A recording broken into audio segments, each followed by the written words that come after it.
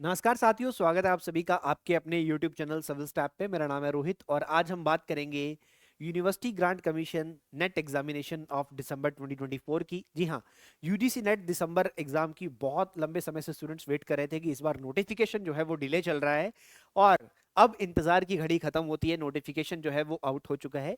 UGC net का 2024 का notification आ चुका है, दिसंबर 2024 का। आप सबको पता है कि यूजीसी का एग्जाम जो है, यूजीसी नेट का एग्जाम जो है, एक साल में 2 बार कंडक्ट करवाया जाता है। इससे पहले जून वाला एग्जाम हो चुका है और अभी जो है एग्जाम दिसंबर वाला अनाउंस कर दिया गया है। तो आइए कंप्लीट इंफॉर्मेशन प्राप्त करेंगे इस वीडियो के अंदर। वीडियो को लास्ट तक देखिएगा, आपके सारे डाउट सारे फैक्ट्स जो है वो आपको क्लियर हो जाएंगे। आइए शुरुआत करते हैं। सबसे पहले बात करेंगे इस नोटिफिकेशन की शुरू से। सबसे पहले मैं डेट्स की बात करूंगा। फॉर्म फिलिंग की जो डेट है वो शुरू हो चुकी है 19 नवंबर से। 10 दिसंबर तक आप लोग जो है फॉर्म को फिल कर सकते हैं। तो 10 दिसंबर तक फॉर्म फिल कर सकते हैं। उसके बाद अगर मैं फीस की बात करता हूं तो फीस जो है, फीस भरने की आखिरी तिथि है 11 दिसंबर 2024। और अगर आप फीस भरते हैं, ठीक है, तो आपने फीस यहाँ पे ऑनलाइन माध्यम से आप भर सकते हैं। ठीक है, that is net banking, debit card, credit card, UPI, आप किसी का भी सहारा ले सकते हैं। उसके बाद फॉर्म जो है आपको ऑनलाइन ही फिल करना है। जो जनरल कैटेगरी के स्टूडेंट्स हैं उनको जो फीस पे करनी है फॉर्म भरते हुए 1150 रुपए है। इसके साथ साथ जो शेड्यूल कास्ट है, शेड्यूल ट्राइब्स हैं या पर्सन विद डिसेबिलिटीज हैं उनके लिए 325 रुपए है। थर्ड जेंडर के लिए भी 325 रुपए है। और जो हमारे जनरल ईडब्ल्यूएस है या फिर ओबीसी हैं, उनको नॉन क्रीमी लेयर वाले, उनको 600 रुपए फीस देनी है, उनको 600 रुपए फीस देनी है। क्लियर। बेसिकली इसके अलावा अगर आपके कोई पेमेंट गेटवे के चार्जेस होते हैं, कोई जीएसटी लगता है, तो वो आपको एक्स्ट्रा पे करना है, वो यहाँ पर मेंशन नहीं किया गया है। इसके बाद एप्लीकेशन फॉर्म में अगर आपको कोई करेक्शंस करनी है तो उसके लिए फॉर्म ओपन होंगे 12 दिसंबर से लेकर 13 दिसंबर तक। उसके बाद अगर मैं बात करता हूँ एग्जाम सेंटर्स लेटर ऑन बताए जाएंगे, पेपर जो है वो कब होने वाला, अगर हम उसकी बात करते हैं तो एग्जाम डेट्स यहाँ पर ऑलरेडी अनाउंस है। ये 1 जनवरी 2025 से लेकर 19 जनवरी 2025 तक एग्जाम जो है वो कंडक्ट करवाए जाएंगे। अब एग्जाम्स जो है यहाँ पर उसके शेड्यूल की बात करते हैं, यानी कि ड्यूरेशन की बात कर लेते हैं। यहाँ पर 1 जनवरी 2025 से लेकर, तो मोटी मोटी बात करें तो लगभग 40 दिन आप लोगों के पास है एग्जाम के लिए। 40 डेज में आपका एग्जाम होने वाला है। तो 40 डेज के लिए एक बेटर प्लान आपके पास होना चाहिए। उसके बाद बात करेंगे ड्यूरेशन ऑफ एग्जाम की। तो ड्यूरेशन ऑफ एग्जाम में हमारे पास 180 मिनट का 3 घंटे का पेपर होगा। 2 पेपर होते हैं, आप सबको पता है कि नेट में 2 पेपर देने पड़ते हैं, एक आपके सब्जेक्ट का और एक जनरल पेपर। पेपर 1 और पेपर 2 इसको हम बोलते हैं।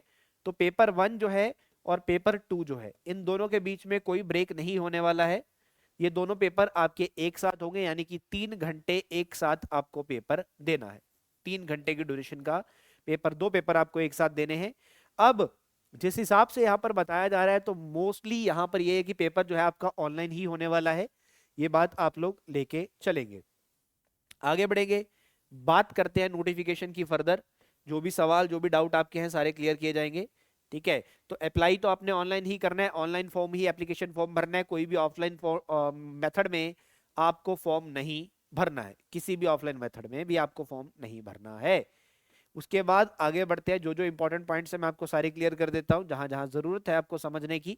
आपको अपने नाम, अपने पिताजी का नाम, माता जी का नाम, जो भी आपकी क्वालिफिकेशन है, एड्रेस है, कॉन्टेक्ट नंबर, ईमेल आईडी, सब कुछ ध्यान से भरना है ताकि कोई गलती ना हो। इसके बाद आगे बढ़ते हैं जी, और बात करेंगे यहाँ पर इस नोटिफिकेशन की फर्दर। जैसे कि यहाँ पर इंट्रोडक्शन वाला पार्ट आ चुका है एनटीए को लेकर। यूनिवर्सिटी ग्रांट कमीशन नेट के एग्जाम को कंडक्ट करवाता है। अब 3 कैटेगरीज में आप फॉर्म भर सकते हैं। ठीक है, तो कैटेगरी 1 के लिए अगर आप अप्लाई करते हो, जो बेसिकली आपका जेआरएफ के लिए है और प्रोफेसर के लिए है।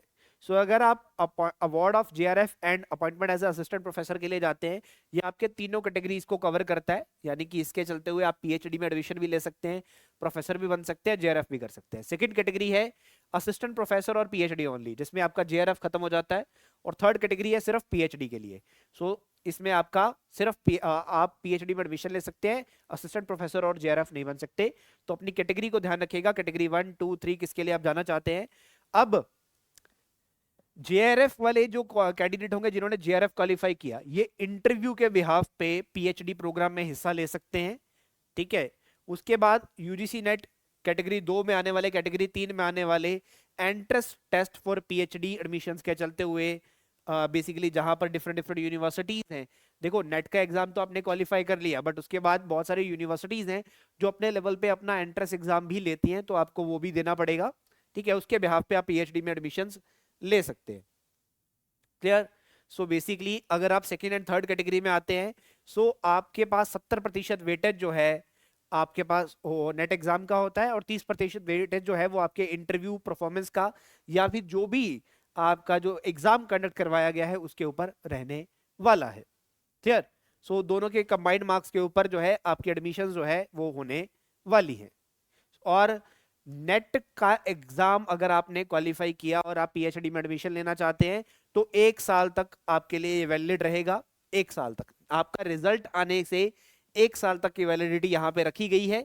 सो ये कुछ इंपॉर्टेंट पॉइंट है जो कि आपको ध्यान में रखने हैं। चलिए आगे बात करते हैं जी फर्दर एग्जामिनेशन स्कीम्स की। सो मोड के ऑफ पेपर की बात करेंगे। जैसे कि मैंने पहले बताया था कि पेपर आपका ऑनलाइन होने वाला है, तो कंप्यूटर बेस्ड टेस्ट यहां पर कंडक्ट करवाया जाएगा। पेपर जो है वो ऑनलाइन ही होने वाला है। अब इस आपके पेपर में सबसे पहले जैसे पेपर 1 और पेपर 2 जैसे बताया गया था कि आपको 2 पेपर है, तो पेपर 1 जो है इसमें 50 सवाल आते हैं। ठीक है, टोटल लगभग 10 चैप्टर होते हैं जिसमें से 50 सवाल आपसे पूछे सॉरी आपसे पूछे जाते हैं। उसके बाद जो आपका पेपर 2 है ये 200 मार्क्स का है, इसमें 100 क्वेश्चंस आते हैं, और ये आपके सब्जेक्ट वाइज होंगे। जो आपकी डोमेन है, जिस भी स्ट्रीम में आप देना चाह रहे हैं, जिसमें आपने मास्टर्स करी हुई है, ठीक है, अगर मैंने मास्टर्स कॉमर्स में करी है, मैनेजमेंट में करी है, सोशियोलॉजी में करी है, या फिर पॉलिटिकल साइंस में करी है, हिस्ट्री में करी है, उसी स्ट्रीम के अकॉर्डिंगली मैं नेट का पेपर जो है वो दे सकता हूँ। तो सब्जेक्ट्स की लिस्ट यहाँ पर दी गई है, नीचे सिलेबस जो है वो भी डिफाइन किया गया है। क्वेश्चन पेपर का मीडियम बेसिकली आपका इंग्लिश और हिंदी रहेगा। ठीक है, लैंग्वेज के पेपर को छोड़कर। सो आपको अपना लैंग्वेज जो है फॉर्म फिल करते हुए चूज करना पड़ेगा। मार्किंग स्कीम की बात करें यहाँ पर, तो हर एक क्वेश्चन 2 नंबर का है, आपको 2 नंबर मिलेंगे, नेगेटिव मार्किंग नहीं रखी गई है यहाँ पर।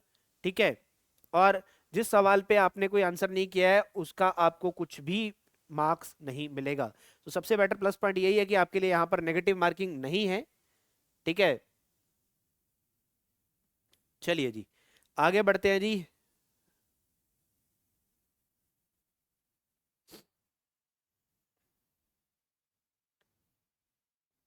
एलिजिबिलिटी, तो एलिजिबिलिटी जैसे मैंने पहले बताया कि जिस भी सब्जेक्ट में आपने मास्टर डिग्री प्राप्त की हुई है आप उसके अकॉर्डिंगली यहाँ पर अप्लाई कर सकते हैं। मास्टर डिग्री मिनिमम 55% के साथ आपकी होनी चाहिए, आप यहाँ पर एलिजिबल हैं, आप अप्लाई कर सकते हैं। अब बहुत सारे कैंडिडेट ऐसा भी सवाल करेंगे कि अगर हम अभी मास्टर डिग्री हमारी कंप्लीट नहीं हुई है, तो देखो जो मास्टर डिग्री अभी परस्यू कर रहे हैं, ठीक है, और अभी फाइनल ईयर में है और अभी उनका रिजल्ट नहीं आया है, ठीक है, मतलब उनके जो क्वालिफाइंग एग्जामिनेशंस हैं वो पेपर लेट हो गए हैं या अभी रिजल्ट नहीं आया है, वो भी यहाँ पर अप्लाई कर सकते हैं, ये यहाँ पर उनको अलाउ कर दिया गया है। बट आप लोग एक चीज ध्यान रखिए कि अगर आप जेआरएफ के लिए जाते हैं, असिस्टेंट प्रोफेसर के लिए जाते हैं, वो तभी जा पाएंगे जब आपके पास आपकी मास्टर डिग्री कंप्लीट हो चुकी होंगी विद 55%। ठीक है जी, ये बात आप लोग ध्यान में रखेंगे।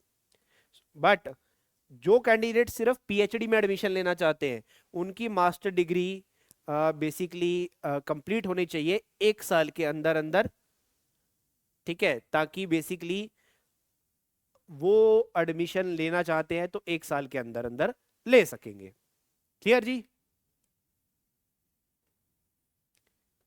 चलिए उसके बाद बात करेंगे फर्दर।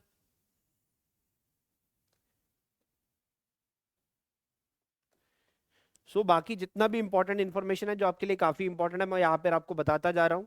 ठीक है, जो नेट सेट या स्लेट है ये मिनिमम एलिजिबिलिटी कंडीशंस रहेंगे for assistant professor in university colleges institutions. So इसके चलते हुए एग्जाम्पशंस जो है यूनिवर्सिटी यूजीसी के रेगुलेशंस के अकॉर्डिंगली और अमेंडमेंट्स के द्वारा दी जाएगी टाइम टू टाइम जो गाइडलाइंस आती हैं। ठीक है जी, वो गाइडलाइंस के अकॉर्डिंगली ही आपको फॉलो करना है। एज की बात करें तो जेआरएफ के लिए 30 साल से ऊपर की एज नहीं हो सकती है जेआरएफ के लिए सिर्फ। ठीक है, सो और यहाँ पर बेसिकली 1 जनवरी 2025 जो है ये हमारा डेट है रेफरेंस का। तो 1 जनवरी 2025 से पहले अगर आप 30 साल से छोटे हैं तो आप अप्लाई कर सकते हैं जेआरएफ के लिए भी, आप जेआरएफ के लिए जा सकते हैं। ठीक है, और प्रोफेसर के लिए और पीएचडी के लिए कोई भी अपर एज लिमिट नहीं डिफाइन की जाती है, कोई भी अपर एज लिमिट नहीं होती है। सो आप किसी भी एज में यहाँ पर अप्लाई जो है वो कर सकते हैं। सो बेसिकली यहाँ पर एलिजिबिलिटी और एग्जाम पैटर्न और जितनी भी इंपॉर्टेंट फैक्ट्स हैं मैं सारे आपको बता चुका हूं। कोई भी सवाल आपके मन में है तो you can ask in the comment section, आप कमेंट सेक्शन में पूछ पाएंगे। इस वीडियो को ज़्यादा से ज़्यादा शेयर कर देना ताकि आपके जो भी दोस्त मित्र नेट की तैयारी कर रहे हैं या नेट एग्जाम में अपीयर होने वाले हैं उन तक ये वीडियो पहुंच जाए और उन तक सारा इन्फॉर्मेशन आ जाए कि उन्हें किन किन चीज़ों की रिक्वायरमेंट है। फिर भी आपका कोई सवाल है एलिजिबिलिटी को लेकर या फिर किसी एग्जाम पैटर्न को लेकर या प्रिपरेशन को लेकर, you can ask in the comment section. तो चलिए आज की क्लास को यहीं पे समाप्त करते हैं। बहुत बहुत धन्यवाद आप सभी का जुड़ने के लिए। Thank you so much students.